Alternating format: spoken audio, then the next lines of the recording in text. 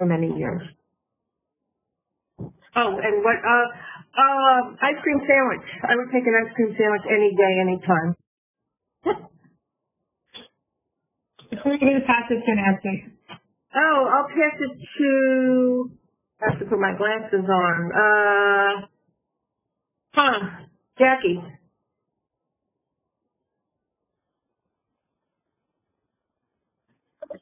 Hi, everyone. I am Jackie Chang, and I think I've been on the board for 3 years, maybe 2.5, somewhere around there, right? And I am currently the Director of Advancement at Reyes.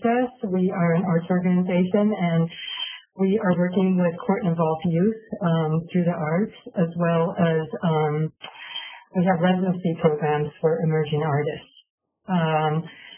And this year I am also teaching at Pratt Institute of Art. I am teaching a class on art, culture, and community development.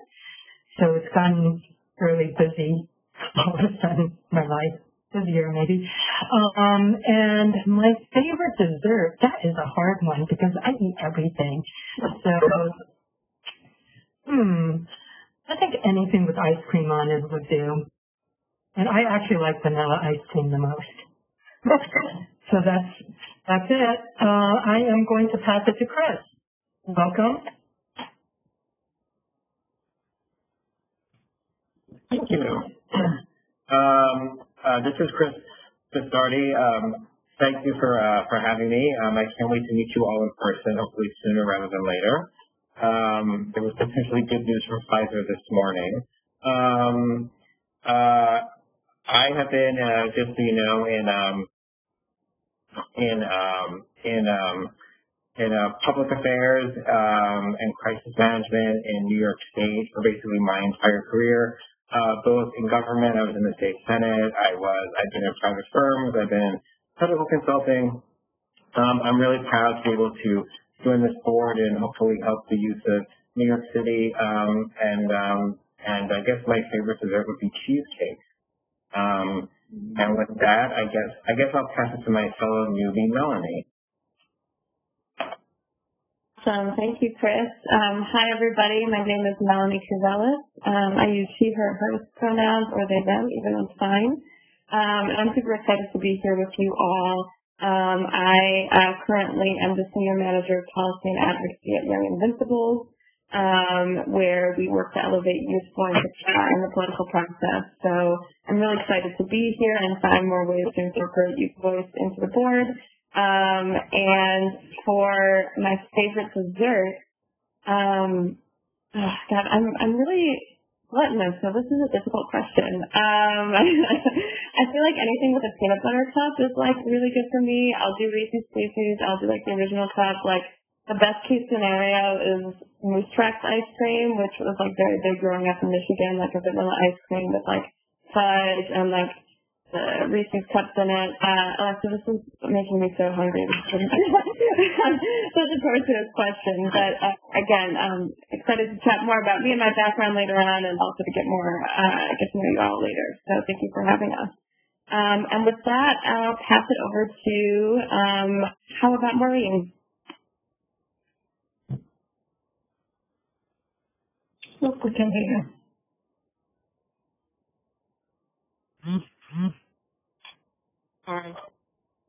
It looks like she's muted. Can we? Yeah, I'm good. Okay. Hi. So I've been at the board for a couple of years. I'm the regional coordinator for workforce development services at Access VR. And Access VR is a part of the New York State Education Department. We assist people with disabilities in preparing for and finding employment. And my favorite dessert, I guess probably why I couldn't figure out how to unmute myself. I was so busy trying to but I'm going to go with tiramisu. I have a lot of favorites, but I'm going to go with tiramisu because I just had some. It was delicious. Oh, I have to pick someone? Yes, please. Let me see. Andre Joseph, did you go yet? I have not. Hi, everyone. My name is Andre Joseph. I've been with DYCD now 12 years, and with the board for been around at least 8 years, helping out in the background. My favorite dessert, very plain, cheesecake. Nothing on it, just plain cheesecake. I love it. And we'll pass it on to, let's go with Liz Cruz.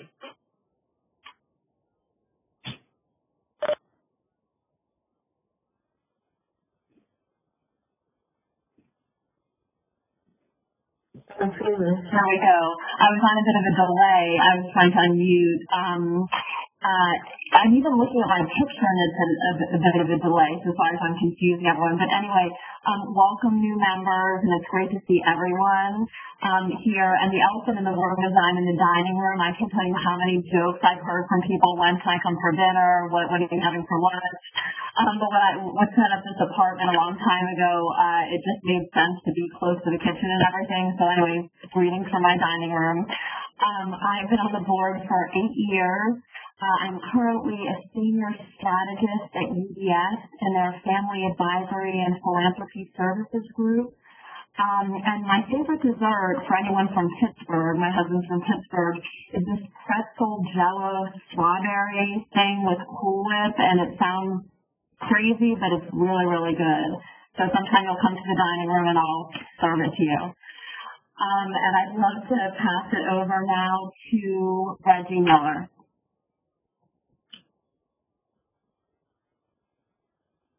You're on mute, Reggie. About that. I unmuted earlier. Sorry about that. So my name is Reggie Miller. I am the Client Services Director at the Office of the Appellate Defender. I have been at work for, I believe, 4 years now. 4 or 5. I lose track. My favorite dessert. That's a hard one. As I have a bit of a sweet tooth in general, so anything with fruit. You put fruit in it, and I am likely to eat it. So we'll go with that. I came in late, and I am on a phone, so I have a hard time seeing everybody here. So We can help you out, Reggie. How about Lucy? Thank you, Reggie. Good afternoon. You have 2 lines, Lucy. All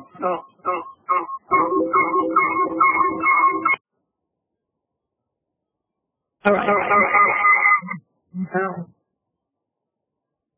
So I think we may need to see if we can get Lucy on 1 line because she's called in on 2 lines. I don't know, Andre, if we can do that on the back end here. So maybe we can come back to you, Lucy, to see because you're on 2 lines. I'll look into it and see. Lucy, I think you may need to hang up and dial back in.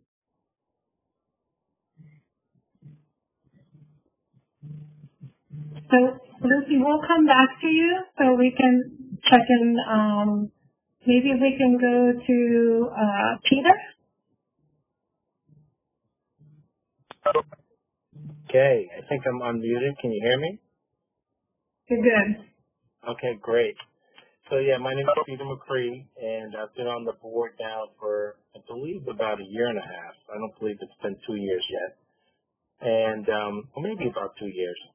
And I'm the president of a company called Lindsay Consult, which is a software and services business.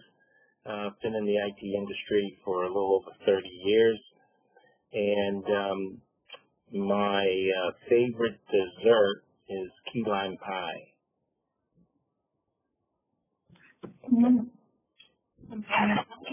paying attention.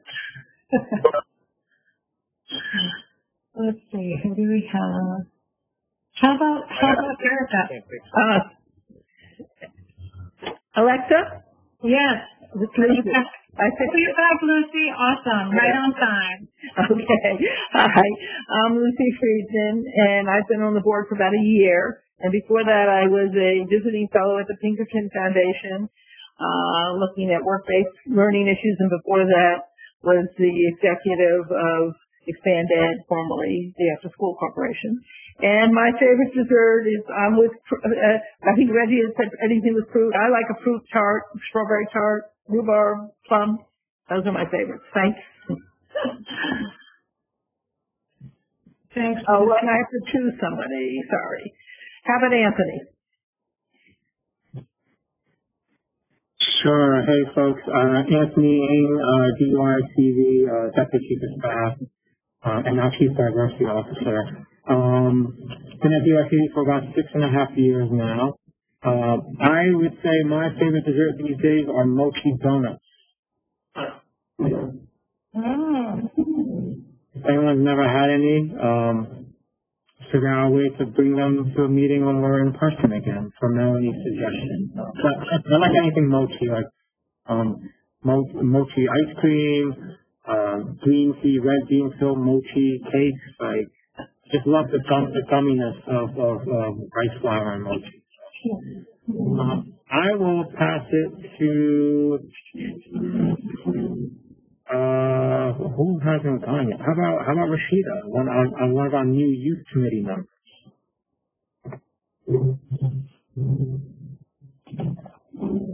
Hello, everyone. I'm really excited to be a participant here. I am the interim deputy commissioner for career services at HRA, and I started with career services back in 2017.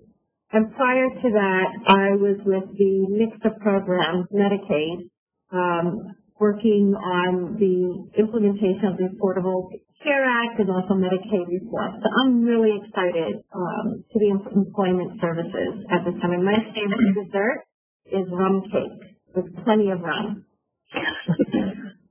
Maybe less cake, but definitely that.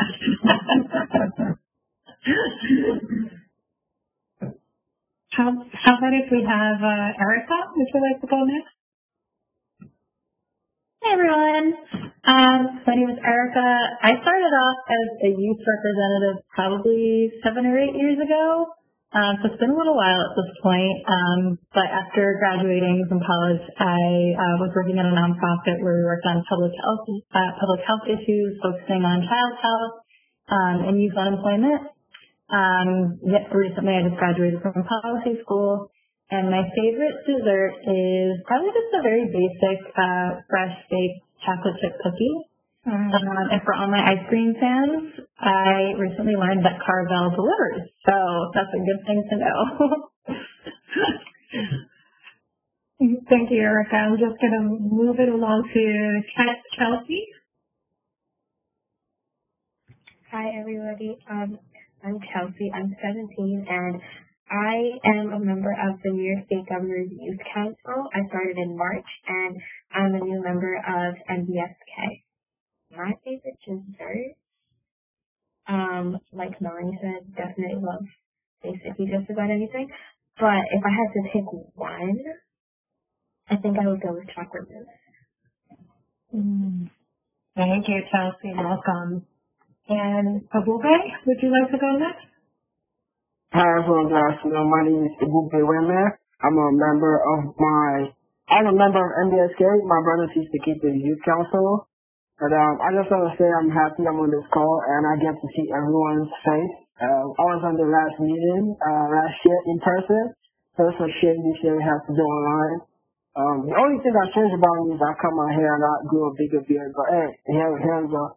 So yeah, my favorite dessert is a freshly baked brownie with chocolate chips in it. Yeah. That's good. Thank you. Welcome. How about Tom? Hi, everybody. My name is Tom Pendleton. I work in the New York City Department of Education in the Office of Post-Secondary Readiness.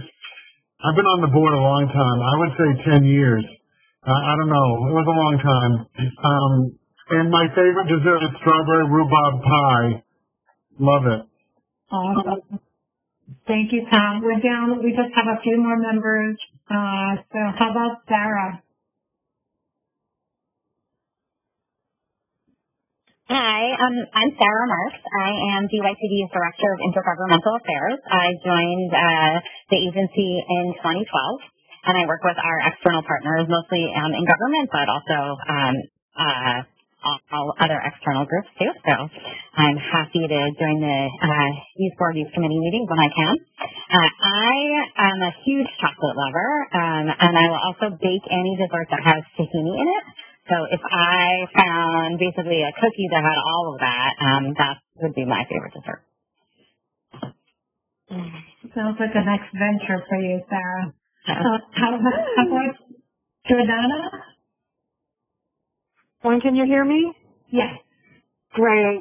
I am so sorry that I can't see you all, but I'm really glad that I can at least call in. My name is Jordana Lee, and I am a programmer and presenter at Lincoln Center for the Performing Arts.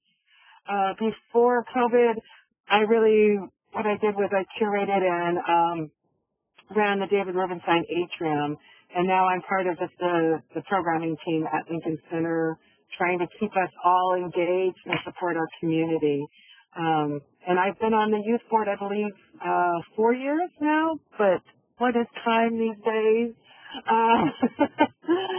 And my favorite dessert, I would love some warm chocolate cake and pistachio ice cream. That's what I would love to have right now. And welcome to the new board members and also our youth representatives. It's great to have you guys here. Thank you. Thank you, Jordana. Genesis, would you like to introduce yourself next? Sure. Hello, everyone. So my name is Genesis Reyes. I am the youth coordinator for HRA Youth Pathways. And prior to that, this is a new role for me. I started in March. Prior to that, I worked with a few youth development programs in workforce development at Kingsburg Community College. Very excited to be a part of both the youth committee and a part of HRA. And I would say that my favorite dessert is pumpkin pie with a scoop of ice cream on the side. Great. Welcome, Genesis. Thank you. And we are down to our last two, saving our best for last. Tracy, would you like to go next?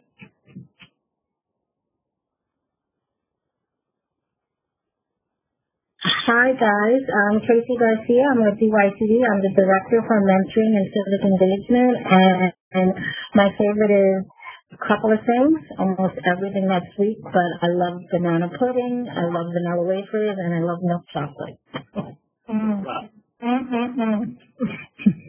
This is what everyone's going to require to bring to the next in-person meeting.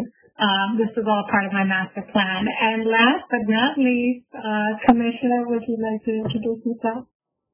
Sure. I've been Commissioner for almost 7 years and been with DYCD for almost 15 years. My favorite dessert is flan.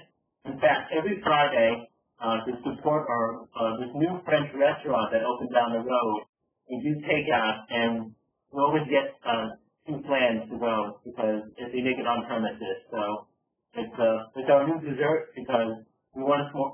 Part of our rationale is we want to support local businesses, but we also like flan. Should I go into my report? Yes, absolutely. So thank you, Commissioner. And we pass it on to you for your report. So let me just, first of all, say I hope everyone and their loved ones are safe and healthy. This is unprecedented time for all of us. I know at DYCD, several of our staff lost family members to the pandemic. I got it. My wife got it. So it literally affects everyone in different ways. As people who've been on the board for a few years now, summer is never a slow time for us. This year, it was crazy. Anthony sent out the summary of the last 3 months, and not only did we do what we normally do in the face of massive budget cuts and working remotely, but we took on new initiatives like the youth town hall meeting, which you'll hear more about later. I want to thank the staff, the people who work behind the scenes, especially the procurement people, the budget people, the legal team, because they're the ones who support the program staff. I mean, literally, we had no budget for summer programs until 2 minutes before the start of the fiscal year when the city council voted it. And our staff worked night and day, weekend, along with the nonprofit partners, and we got summer camp off the ground. We got a virtual version of the summer youth employment program off the ground. And what's particularly rewarding is that, and I think we'll send it around once we get the survey, Teens Take Charge, which is one of the advocacy groups that really fought have the city do a virtual program, did a survey of young people, and the results were very positive. And once we get that, we'll share it with the youth board, because it's very powerful to hear people who were advocates supported what we did. And we did it without the help of a lot of nonprofits. So that's unfortunately laid off staff in the spring and rehired as quickly as they could to get the programs off the ground. On the budget, we still took a big cut. Last November, our budget was $980 million. And the budget that was passed at the end of June, it was just under $800 million. So it was a $200 million cut. And it really speaks to the fact that we're a good economy agency. The programs we do are popular, they're impactful, but, at the end of the day, there's no legislation, there's no law that protects the programs that we support. And so that's why I'm excited about the work of young people in the youth town hall meeting. And they'll talk about how they're going to try to change this conversation next year when there's the mayor's race. Because ultimately, the voices of people are what made the difference in us getting money back in our budget this summer. I'll end with that stuff, but I encourage you to read the report that Anthony sent around. It blew me away because going in the thick of it, you really don't understand how much was accomplished, and so much was done virtually. It's impressive, and we sent it out to all of our staff today. Sometimes they're in the trenches and they don't see what's happening across the board. Thank you so much, Commissioner. I welcome, of course, questions, comments from anyone on the call. Does anyone have questions or comments for the Commissioner?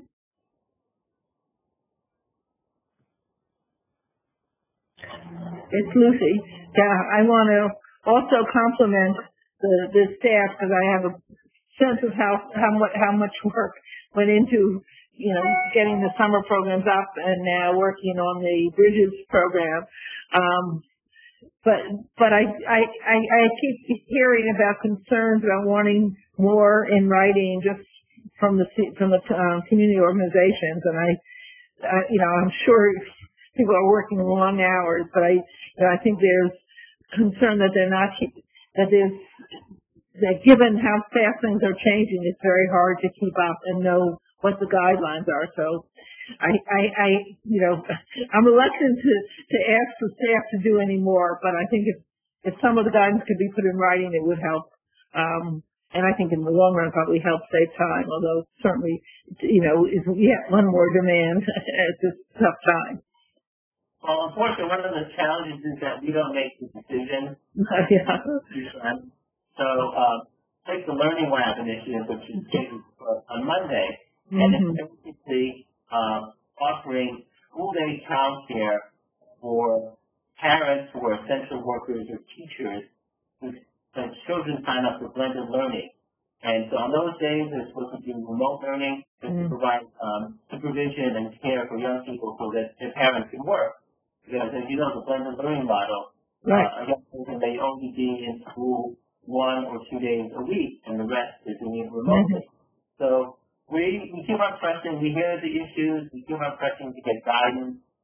Sometimes it doesn't get to us quickly enough, but as soon as we have something that has been signed off by people, we try to get it out to people.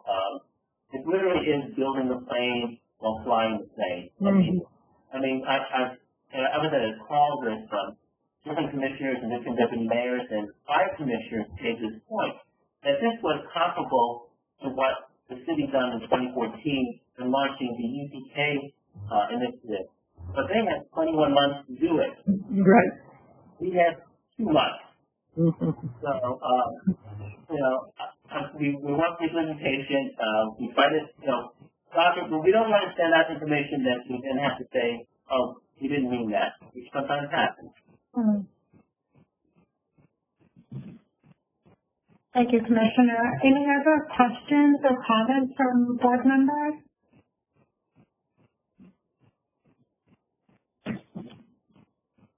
So I guess, sorry. No. Go ahead, Melanie, please. Okay, thank you.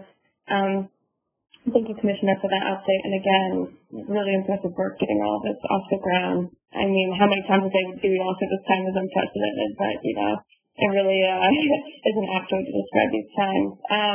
I'm curious about the survey that you mentioned from Teams Take Charge. I know you said you'll share out those results once they're available, but could you kind of share what some of those questions were asked? Was it about, you know, the summer programming and how it went virtually and kind of moving them forward? Yeah, just a little more information about the survey. So, you know, we designed a totally new program and implemented it in 2 weeks. Because as you know, the traditional summer component program is in-person services. But actually, the budget was cut. There's only $150 million. And this year, in the budget that was adopted, we got $51 million, so it's a third of what we normally do. And as you may have read the New York Times story, it was a stipend program. So it was a learning experience for us, for our nonprofit partners. And so there's no way a virtual program can replicate the benefits of an in-person program. But unfortunately, a lot of the businesses that would be work sites were shut down during the pandemic. So we literally had to go together. And for the most part, we enrolled 35,000 young people. And the focus was more on career exploration and partnering with different companies to understand what opportunities are out there. The Teams Take Charge, they worked with the Center for Youth Employment on devising a survey. I don't have all the questions, but once we get the results, I just heard in the recent call two days ago that the feedback was positive, and so we'll share that once we have it. So the other thing I could share is you know, in addition to the survey, we've also been hearing from young people who participated in the program over the summer. We've gotten, you know, some emails from some young people who are saying that they did appreciate the workplace challenge aspect of it. They appreciate engaging with employers in that way. Other young people also spoke about how they also liked, you know, having a chance to interact in a group socially together online. You know, and I think those are some relationships they hope to kind of continue to replicate somehow, even offline somehow, with some of their peers. So, you know, I think, you know, as the Commissioner mentioned, you know, we feel very positive about what we were able to accomplish, you know, in such a short, intense amount of time. There's definitely learning to be done here. Of course, there's no replacement to an in-person job, but given the circumstances, I think, you know, a lot of youth benefited this summer. And, you know, as the Commissioner mentioned, you know, when we have the Teams Take Charge there, we can disseminate that. You know, a record number of young people opened up bank accounts. I don't know the number, but financial literacy has been a big focus of the work we've been doing the last 5 or 6 years. And I was on a call, I forgot who said it, but I want to say 50%, but I might be off, but it was the most young people, the highest percentage of young people who opened up a bank account. Because, you know, and their stipend was deposited into the bank account. So, it's, again, I think given the budget cuts in the spring, given the last minute, you know, restoration, given it's only a third of the money, the state walked away from its commitment. All things considered, I think people, even in the mayor's office, were surprised we pulled it off. The odds were literally against us. Thank you, Commissioner. I'm sure there are tons of other questions, but I'm also mindful of the time. You know, I'm absolutely intrigued by your statement around we're a good economy agency and how there is no legislation protecting the services that this agency provides, which are the services for young people. Young people are not good economy existence. So that really does need to change. So I'm hoping we can work hard together with our young folks. I think their message was clear. They're not good. They're not expendable in the way that folks thought they were. So I'm really heartened about the advocacy that's going to happen over this coming year and the statements that were really made clear. So thank you all at the agency for all the work you've done. We really appreciate it. So I guess with that, I'm going to move us along. And please, if anyone has other questions or comments, we obviously welcome them. You can send them to me. You can send them directly to the commissioner, to Anthony, and we will make sure they get answered. So thanks again, Commissioner, for your report, and thank the staff for all their hard work. So I now on to the most riveting part of the meeting, approving our March 2020 meeting minutes. So if any of y'all actually remember what March 2020 was like. The June minutes, Alexa. Say again? The June minutes were June minutes. Well, there you go. Oh, that's right. It was June. I'm stuck in March. When you last are humans. Yes. So the approval of the June 2020 meeting minutes. If you all have read them, and if there is someone who'd like to put a proposal to approve. I move that we approve the minutes. Is there a second? Tom? Second. Sorry. Thank you, Tom and Peter. All in favor? Aye. Aye. Any opposed? Great. So it's unanimous approval of the June 2020 meeting minutes. Thank you. And next, we are going to pass it over to Nancy. Given that this is our annual meeting, we have our annual election of youth board officers. So I will pass it along to Nancy. Oh boy, I don't have a slate to post on the Zoom here. But what we had asked you to do, what I had asked you to do through email, and I don't know whether our new members got this message yesterday or not, but our committee would like to nominate for another term Liz. Where are you, Liz? Liz is somewhere in her dining room, I guess. As is it the vice chair, Alexa? Yes. Okay. I'm sorry, I don't have this in front of me. No, that's the vice chair, yes. And then Jordana as our secretary. Is it recording secretary or secretary? Yes. Secretary and engagement officer. Engagement officer. Okay. And actually both Liz and Jordana have done an amazing job. They're both very devoted to the youth board, and have shown real leadership. So so I'd like to put their names in nomination to continue in these positions.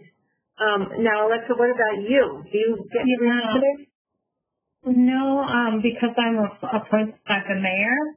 Oh my! I'm up for renomination, I suppose. But I should have said to everyone, I apologize actually for the delay in getting you all the materials on the nominations process. I've been caught in a little COVID time, so my apologies around the delay. And thank you, Nancy, for jumping in and trying to, push this as quickly as possible. We didn't want to delay given it was our annual meeting, so I should have started there first to say thank you for your patience, apologies for the delay. But we do have two nominations. We do, and I have received no other nominations. So I would call for a vote right now on Liz as vice chair and Jordana as engagement officer and secretary, with all the responsibilities that accrue there too, Jordana.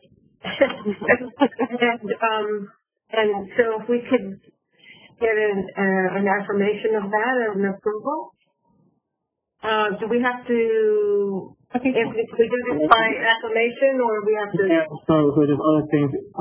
We do have quorum, and also as a reminder, and for the new members, Melanie and Chris, these are annual elections. The officers are like 1-year terms. The officer elections are held every September. So it's there's no term limit, but there are 1-year terms. We have quorum, so we could take a motion to vote on the slate. I so move. Okay. You see? Okay. The second, Peter second. Okay. So there's only you 4 members vote on this, so all those in favor? Aye. Aye. Aye. Aye. Any youth board members opposed?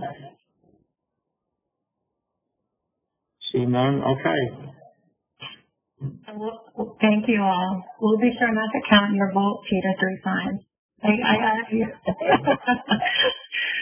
Thank you all, and thank you, Jordana and Liz, for serving and all your great work on the committee. So we really appreciate you. Great. So with that, we are moving to our very exciting portion of the agenda. Not that all the rest of it wasn't exciting, but I'm going to turn it over to Tracy. Is that right, Tracy? Great. Who's going to talk about the virtual youth town hall? So hello. Forgive me if I seem to stutter, but my internet is acting wonky, so faces pop on and pop off the screen. That being said, you had the opportunity to meet our members Chelsea and Ebube. They are part of MBSK, which is my Brothers, Sisters, Keepers Youth Council, as I mentioned before. And in partnership with DYCD, we are offering a series of town halls. The town halls are a place for, The town hall are space for young people that they can come together, and it aims to create a place where they can showcase their youth expression. They can have youth-led panel discussions. You can provide an atmosphere where you bring like-minded change agents and current movement organizers to exchange knowledge. And, of course, we wanted to create a space in considering the upcoming election where young people can create action items and take action steps to present to the upcoming mayoral candidates. We hosted our first town hall in August. I'd like to say it's a success. We have other DYCD members who attended as well, so feel free to chime in or knock me down. But we did. On the live feed, we had over 600 people join in, and throughout that, over the past month, we've had more than 1,200 folks visit us. We were live streaming on Facebook Live, as well as our YouTube channel, so it's still out there. It still has momentum, and it's still moving. One of the great pieces that we wanted to include in this space was that at the end of every town hall, there should be a space where young people can continue the conversation and invoke more dialogue and decide what the next topics will be, as we want to have these bi-monthly. Am I saying bi-monthly or biannually? But I know it's kind of like every 8 months, every 6 weeks or so. And our next town hall is scheduled for October 21st. And a couple of things that were brought out of the last town hall were about 5 major topic areas. I don't want to talk too much because we have our special guests in the room that can speak for themselves.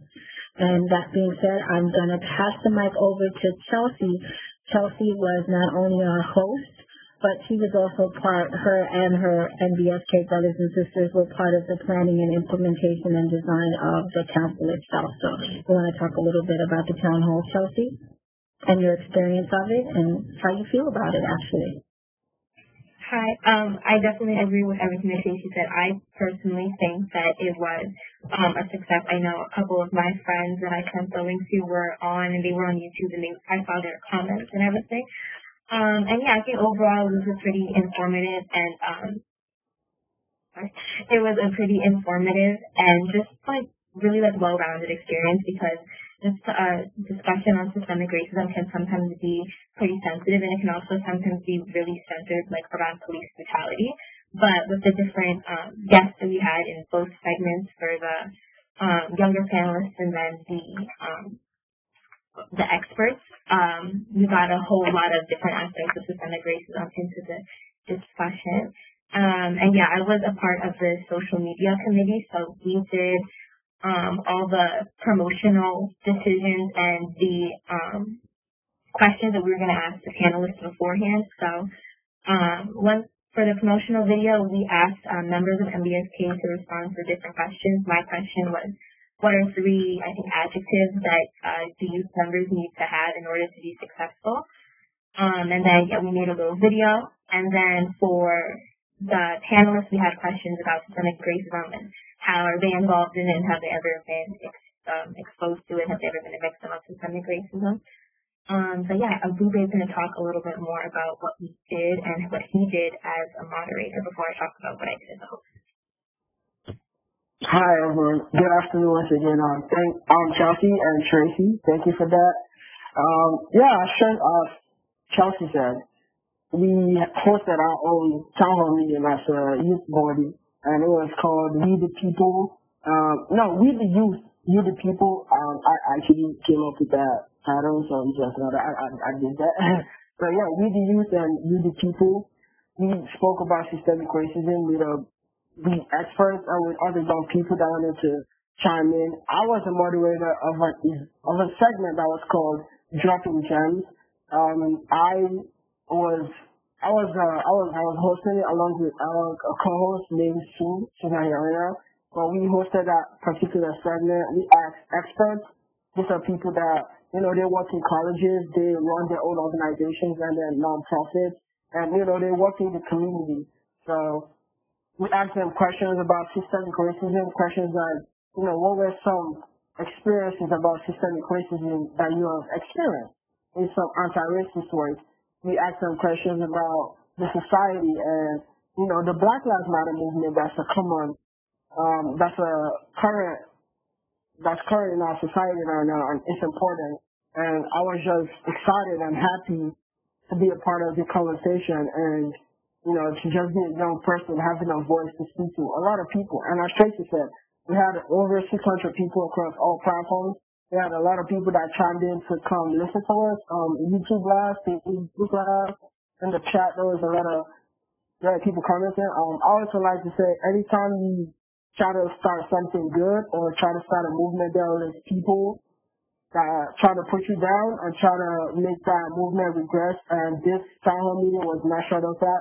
We had trolls and people and old people that were older than us that were, angry at the fact that you had young people that are having conversations like this, are having conversations about systemic racism. And yes, I see the surprise faces that, this is something that was happening.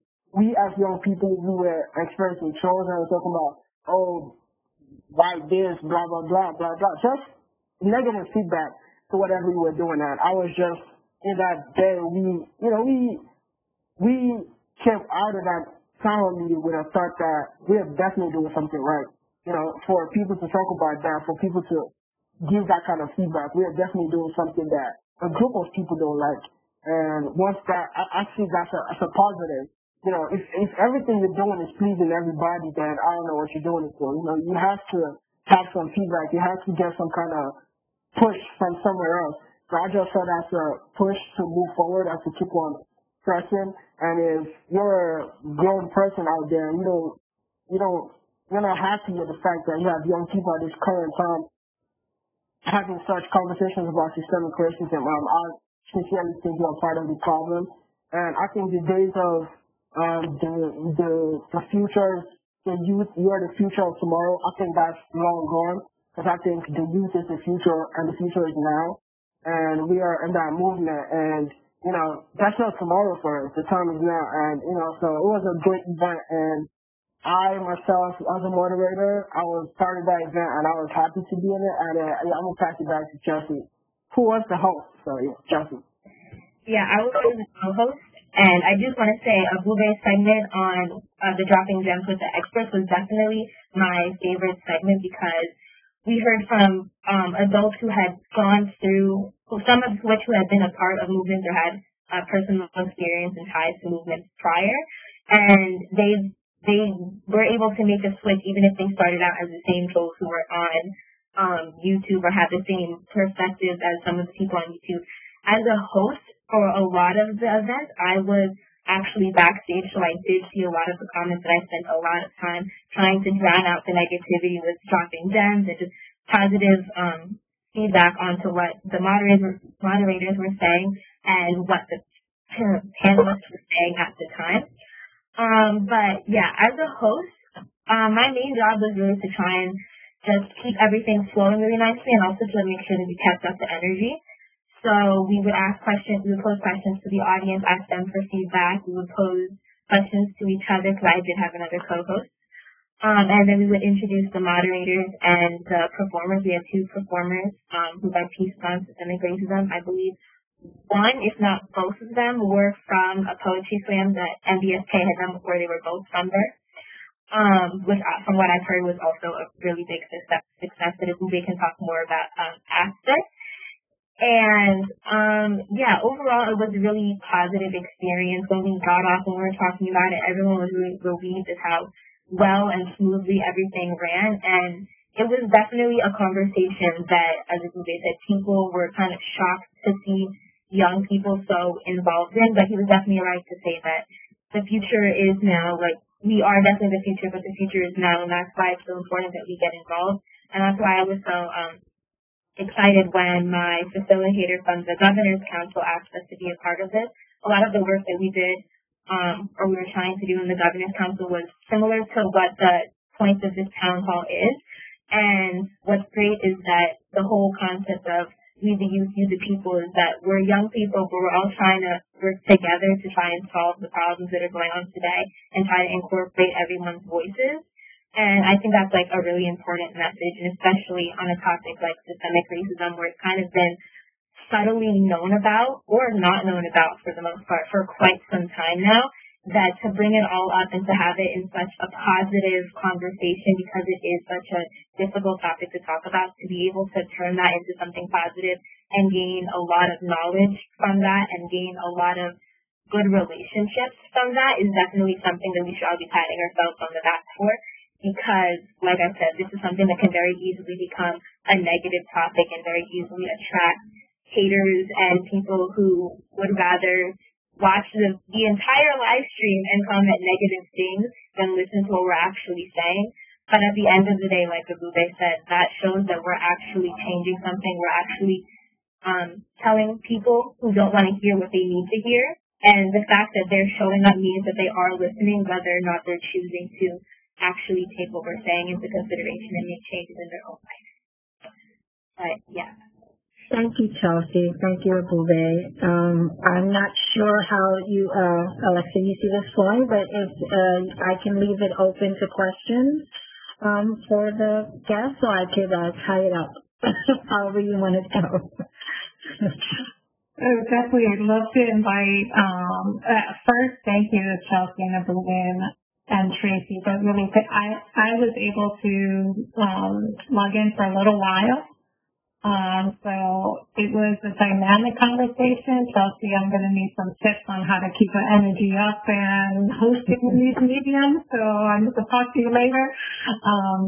But I was curious about how you reached the topic of systemic racism. That's what you wanted to discuss for the town hall. If you could talk a little bit about that. And then, of course, I invite my other board members to please ask questions to these two young people we have. Also, real quick, before Chelsea and Abube answer that question, we do have a 5-minute highlight clip that we can show, but I don't want to stifle the conversation that can happen right now. People have questions already, so but we can show that for folks who maybe didn't have a chance to catch the town hall or most of it. We had that there, but why don't we have some conversation or take some questions first? We could do that. I have a question. Getting a lot of feedback. I would like to know Alexia had her question. I think we could take as much questions as we, counselor and people that have questions. But I remember Alexia's question. And how did we come to that topic of systemic racism? We are a youth council, and we are young people, and we have individuals in the council that me and Chelsea are just two representatives of a whole body of other young people that have this conversation. So it was not a time to see what the country was like and how the tension is high and like it's on the rise, and it's a conversation that needed to be had. And so we were like, so what can we do to make sure we have a group of a community that's going to listen to us as young people? And that's how we came up with the topic of systemic racism. It is important to it's a topic that needs to be had, that we need to talk about. And I think we as a council, we chimed in on like topics that we should talk about and stuff like that. And I think, we just decided on systemic racism, and then we came up with a vote for topics and stuff. I think it was, when it came up to that topic, systemic racism, it was not, nobody was arguing with that. We needed to talk about it because we were experiencing it one way or the other, and we came up with ways in the health sector, in the schools, in workspaces, employment opportunities, and we came up with the idea that systemic racism is, my definition was it's from the name, systemic racism. It's in the system, so it's like a inheritance that people of color and black people have just continued to inherit from generation to generation. And it is not our fault. And the only way it could be cured, and I think that's what we as the youth council did in the first town hall meeting that we had about it, is to talk about it. That's the first thing. I think a lot of people are ignorant about it. And it's not, I think ignorant is being harsh. I think people are just uneducated. They don't know about it at all. They have no idea that it's in the system or it's a systematic thing. They just, why, I think when you start asking the public, why is it so? Why is this happening? Why is this the way it is? I think that's what we did by bringing awareness to that situation, and that's how we came to that overall topic. So I hope that answered your question. No, and Abube was pretty accurate. I just want to add, he spoke to the fact that we have about 20 plus current members, and the members were a part of a lot of other outside activity out of the council. And we always try, and Abube and Chelsea can describe it maybe even better than I do, a space for them to come and decompress with us. And right at the time, this I want to say was maybe late May, early June, right before we were planning a poetry slam, a virtual poetry slam, which was about to cover how young people were dealing with COVID and just this feeling of isolation. And we had a good number of seniors in our group, right, Abube and Chelsea, who were not being able to go to a graduation ceremony or go to prom, or just feeling totally separated from the physicalness of seeing their friends and colleagues. And so, and then fast forward into what happened, the tragedy with Mr. Floyd, and then going on to the Black Lives Movement, and we were having these current events discussions, and they felt they wanted a place where they can talk about the various different things that were affecting them, and it just how morphed into systemic racism, just how he described it. People were just describing experiences and what they were feeling and what was happening in current events, and we kind of, unpacked it together, and those are the two words that came up, and it just took a life of its own, basically. Thank you, Tracy. Jackie, would you like to? I'm curious about what you guys think might be the next step in terms of coming out of the town hall. Like, what do you want us to do next, or what do you want people to be doing as a next step? So the last, it wasn't really a segment, but the last portion of the town hall after the Dropping Dead Gem segment was actually a discussion with me, the other co-hosts, and Abube and his other moderators. And we posed that question to the audience and to each other. And one of the things that I remember us talking about was as everybody said, talking about it was our first step, and for a lot of people, that is their next step. If they hear the word systemic racism, their next step is to go to events like the town hall or to just learn as much as they can about systemic racism. But the next step for a lot of people is to figure out what they've taken from the event, whether it was information regarding systemic racism in terms of mental health or police brutality, housing, education, to take at least one topic of that and explore as much as they can. And we talked about mayoral candidates. Nobody's going to be able to solve every single problem. If they say they do, I personally would not police them. But if we find people who are passionate about one specific topic and do the absolute most that they can, whether it's in the education system or it's regarding police and they're dedicated to defunding the police officers or changing a whitewash education, those are the people we want to focus our attention on, because those are the people who understand that we can't change the whole system in a day. We can't change the whole system with one candidate, but we can start to activate this chain of change by picking someone who's absolutely and 100% dedicated to making sure that everyone is not only aware of systemic racism, but actively trying to pull it basically out of its roots, because, as we said, it's definitely something that's inherited, and it's called systemic for a reason. The systems are large, it's private and public institutions, it's policies that have been in place for years, and it's definitely going to take a while, but I think if we focus on one thing in particular, then we can start to actually make real change, because it'll be one less issue that we know that we've been able to solve. Thank you. I just want to add, my family always says, Tracy, you always stay on at 7 o'clock at night with these young people in the fire play to hear them speak. I mean, that's my motivation. That's why you do it. So. Tracy, I want to hear you because you see me, I'm snapping. I'm like, woo, save that. Thank you, Chelsea. I guess any other board members have questions or comments? Yes, Melanie. Yeah. First of all, thank you both for your work on the town hall and sharing the debrief with us. I wasn't able to catch the town hall, but I'm really excited to see the recording, and you guys are doing really important work, and thank you for doing that.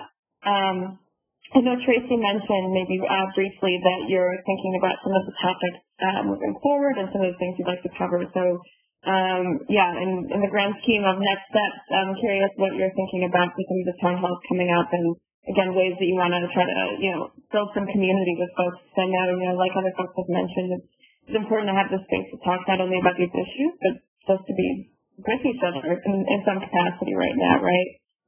So I'd love to hear about, what you're thinking about your topics and maybe, different conversations, activities, or whatever you're thinking about moving forward.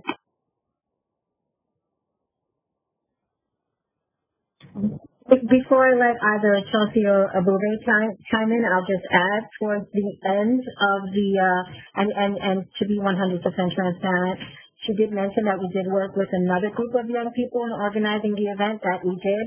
So as you can tell, it's very difficult to schedule a formal debrief. So we still have to formally debrief with the full two bodies that participated in this event. But a couple of the 5 core topics, and I did believe that Chelsea did allude to this, that came out of the event that we were hearing from the crowd was they either like to focus on mental health issues, LGBTQ rights, environmental justice, over-policing in the schools, and voter responsibilities. And then I'll send it over to Abube or Chelsea to chime in on that. Can you hear me? Yeah. All right, cool. I think we as a youth council so far, I think we've had a busy lockdown before now. So as soon as we came, where all tensions were high, it was rising, and for the first 2 weeks we were chill, and after that we had a bunch of events that we took care of. We were part of a virtual Team Stick the Net where we held a mental health clinic.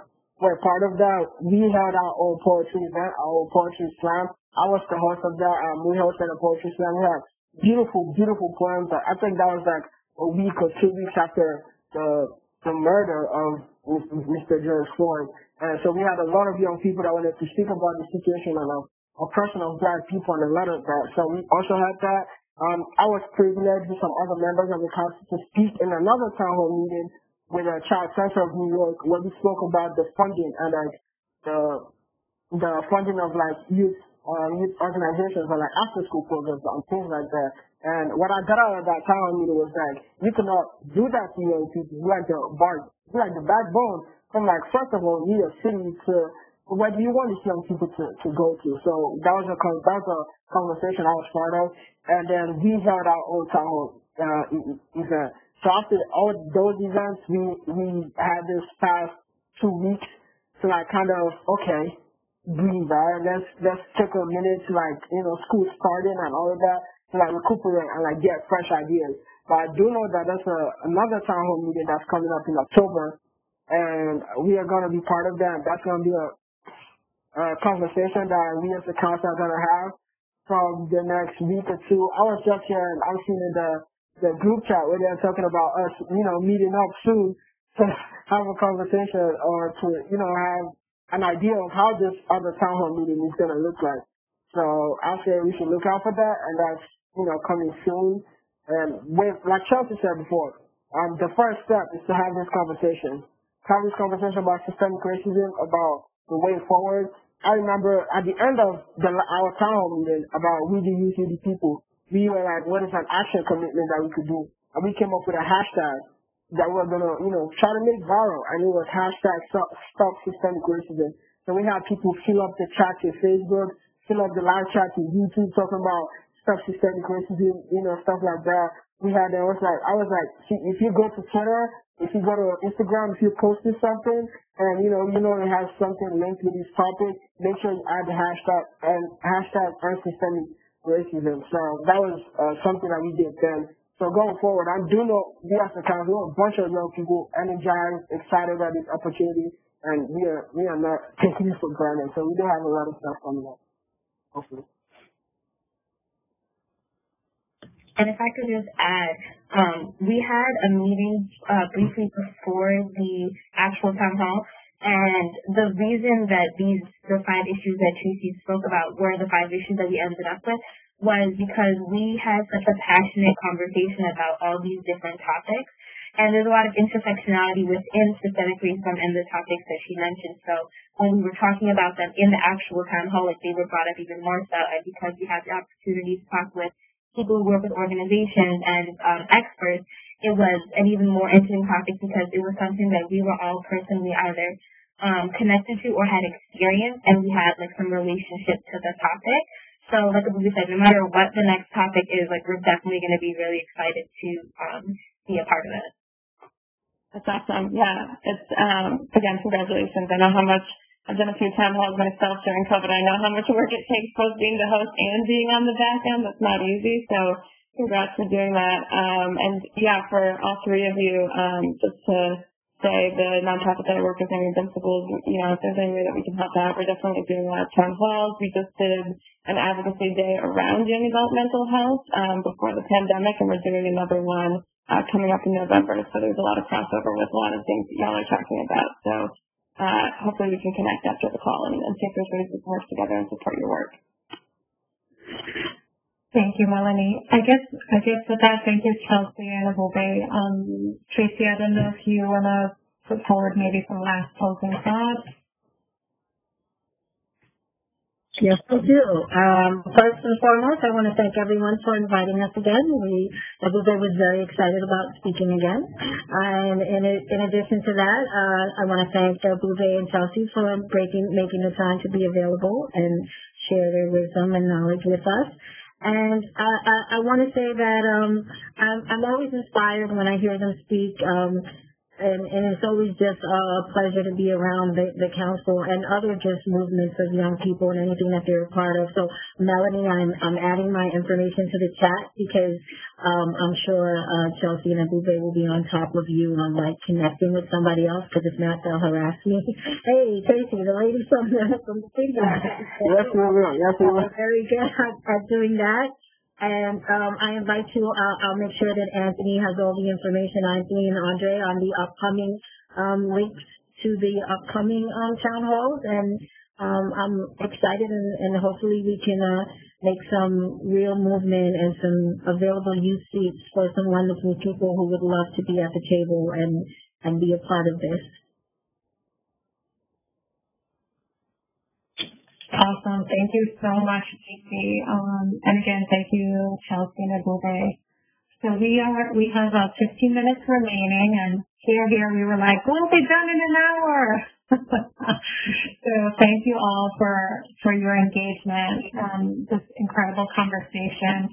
I think the last piece of the agenda really dovetails nicely with this presentation from these young people related to kind of the youth engagement workgroup. So as some of you may remember, we have a small committee that has been working to. The board has had a commitment of bringing on youth representatives to the board and really expanding youth voice in this body, both actively and in any way we can. And so I'm so excited to let you all know that we are going to be partnering with My Brother Sisters Keeper and moving forward and being able to have, we are hoping for 4 youth reps. There's a proposal on the table where the committee is going to be working to design. But really the focus of the engagement over this next year is to work with the actual youth reps to design what this could be, right? We didn't feel like it was an authentic engagement to come with a DICS program and say, hey, I want to participate in this. So we are so excited to be able to say that our time frame, what we are hoping is to have an application out to the body where we will be able to put it out by October, have applications in by November, have an appointment of 4 young people to the board by December. And they will work in partnership with other youth board members and with committee members to design what a program will be.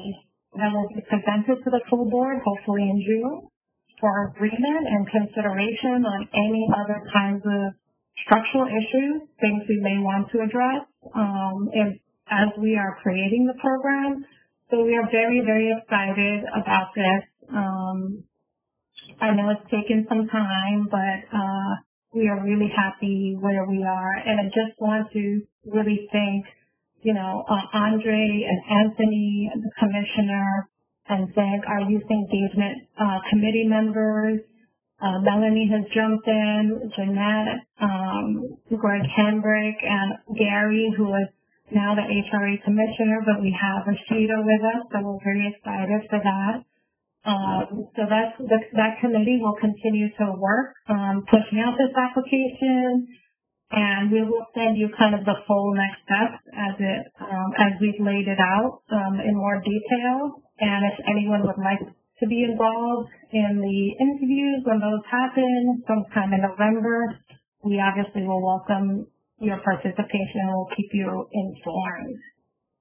So with that, I just wanted to say thank you. And if there's any questions about kind of our next steps with the youth engagement group, ask away.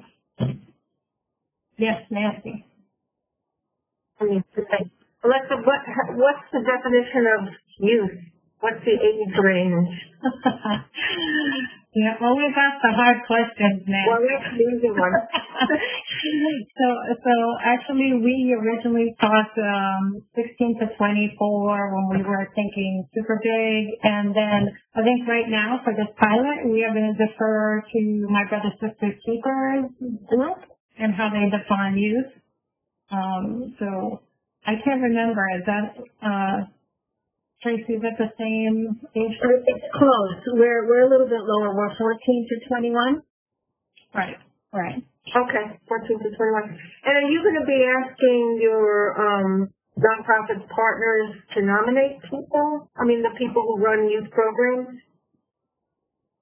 So what we have decided to do is to make the opportunity in the design phase is open specifically to my brother, sister keepers, youth council members. Oh, okay. And so the idea is that the work will build on and will integrate with what they are already working on.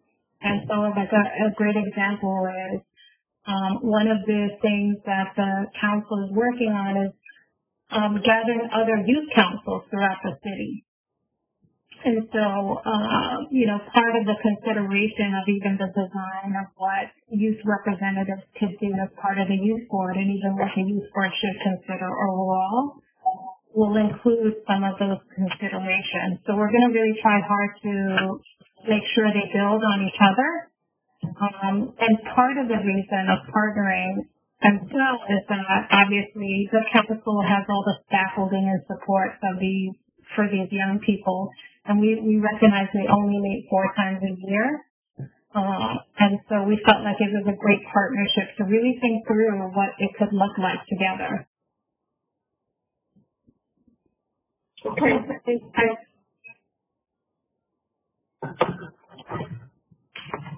Chris, are you trying to ask us a question?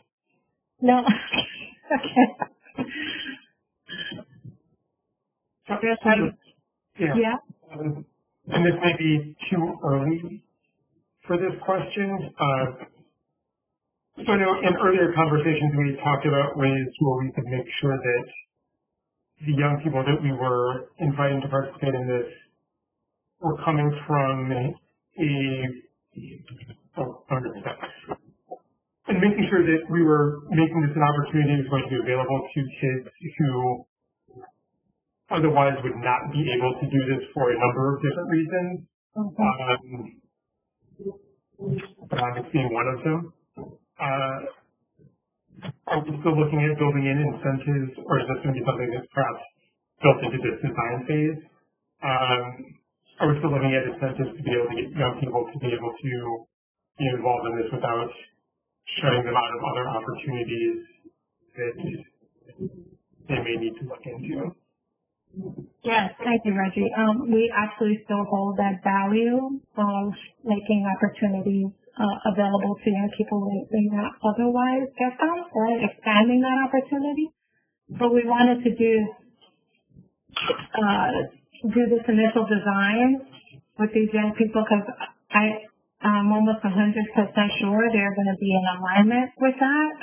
And if not, they're going to guide us in the appropriate ways. So I think that's a value that we hold and we are committed to, and I think we will talk in partnership with them around how to make that happen.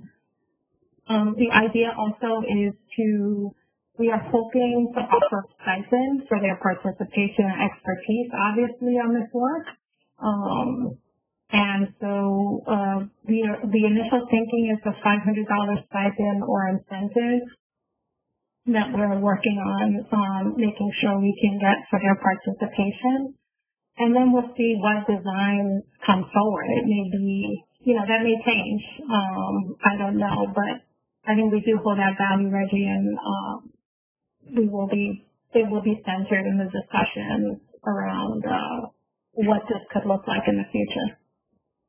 Excellent. Thank you. Any other amazing questions? No? Yeah. All right. Well, I guess with that, I want to, again, thank you for your time, for your commitment.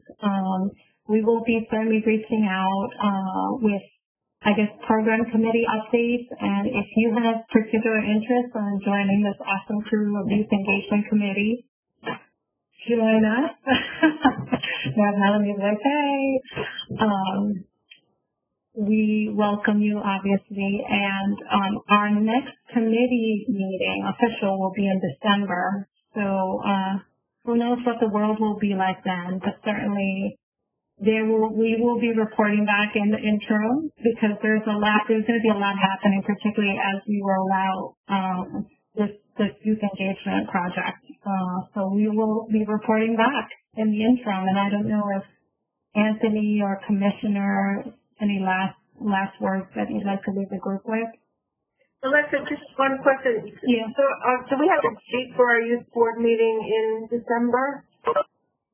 We do indeed. I will defer to Anthony because my brain is upset right now. Yeah, it's the first Tuesday in December. You should have it on your calendars. If not, we'll send it again. I think, because we had the WebEx invites come out, I had to replace the existing invites. There may have been something that happened with some of the calendar and the dates you may be seeing in your calendars, but we'll make sure to get that out again.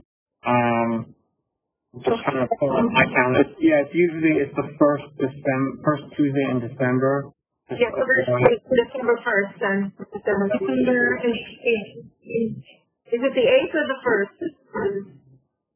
You said the second Tuesday of the month, Anthony? First. Well, in December we tend to do the first Tuesday to avoid the holiday crush, which, and so based on it, it would be December 1st. So, Okay. But that's also really early in December this year, so we could keep it the 1st, unless you feel like we want to do the 8th, but let's do the 1st. We'll do the 1st. Just get it done.